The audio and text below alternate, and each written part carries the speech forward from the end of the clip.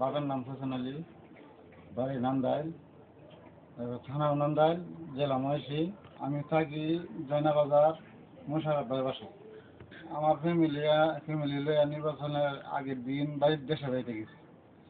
যাইলে পরে নির্বাচনের পরের দিন আমি আসে দেখি যে আমার ঘরের এই অবস্থা, তালা ভাঙ্গা। আমার তালা ভাঙছে, ভাঙ্গে টাকা পয়সা নিছে। তারপরে আমার সিলিং ফ্যান নিছে, গ্যাসের চুলা নিছে, হ্যাঁ গ্যাসের বোতল নিছে, টাকা নিছে, আমার টিভি নিছে, এগুলো নিয়ে গেছে। ঘটনাটা হয়েছে আপনার নির্বাচনের আগের দিন। আমি যেদিন গেছি এই দিনের রাত্রে ঘটনাটা হয়েছে। আপনার এই গ্যাসের চুলা, এই বোতল, তারপরে আপনার এই টিভি, এই ফ্যান নিচ্ছে, এই 5,000 টাকা নিচ্ছে টাঙ্গে টাঙ্গে। কাপড় চোপড়, এই যে টাঙ্গের ভিতরে ভালো ভালো কিছু কাপড় ছিল, এই কাপড় চোপড় নিচ্ছে।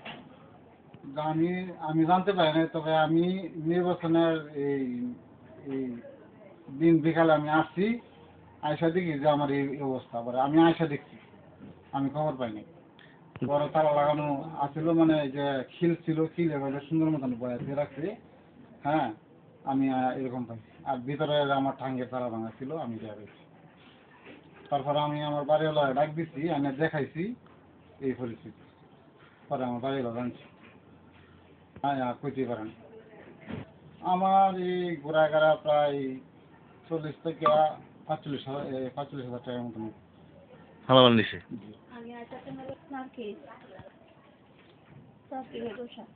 গুলশান। আমার বাসাত ভ্যান নিছে, চুলা নিছে, বোতল নিছে, টিভি নিছে, ওয়াইফাই সহকারে। টিহা আসিন বাসা নিছে। তোমার বালা বালা কাহা সর আছে নিতে মঙ্গলবার দিন বাই গেছি, বুধবারে বুট দিয়া হরায়। চুরি হয়েছে বড় আদি তালা এসব একটা। মোহাম্মদ মুশাররফ হোসেন। নাম? আমি যুদ্ধে নগর হাওলা, শ্রীপুর, গাজীপুর।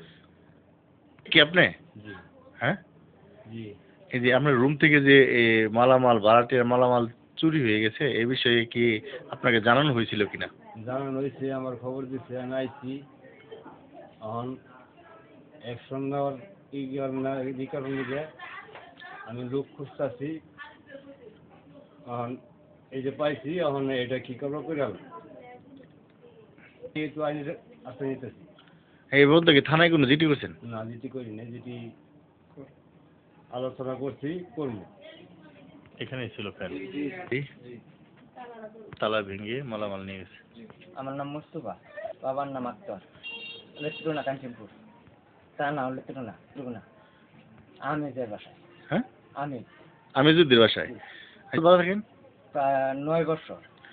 হ্যাঁ, আমার কি কি চুরি নিচ্ছে আপনার এখানে? নিচে বউয়ের বালা আছে, আর সৈন্যের ফুল আছে, সৈন্যের মালা, হ্যাঁ, আর হাতের বালা, আর আছেন রূপার সেন। এমনি টাকা পয়সা কিছু নিচ্ছে? না, টাকা পয়সা নেই, আর একটা এলইডি নিচে। আপনি কোথায় গেলাম বুঝ দিতাম। পরে আইসা দেখেন কি? হ্যাঁ, তারাই কইছে যে এনটাকে ফোন গেছে যে তোমার ঘরে চলে গেছে, বা দামটা ঘরে কিনে আসে। তাতে কার মালামাল চুরি নিছে? প্রায় 2-2.5 লাখ টাকার মানুষ নিছে। বাড়ির মালিককে জানাইছিলেন? হ্যাঁ, জানাচ্ছি সবাই। পরে কি বলছে উনি? তখন কইতাছে যে হেলারা যে আমরা তো আর দেখছি না, এখন কারে আনতাজি কইয়া তেমনি নাই। এই মাদবরারে কইছি, তারা কইছে যাচ্ছে আমরা এটা জানতে আছি, বাদে হরে এটা রাস্তা কর তাহলে কই।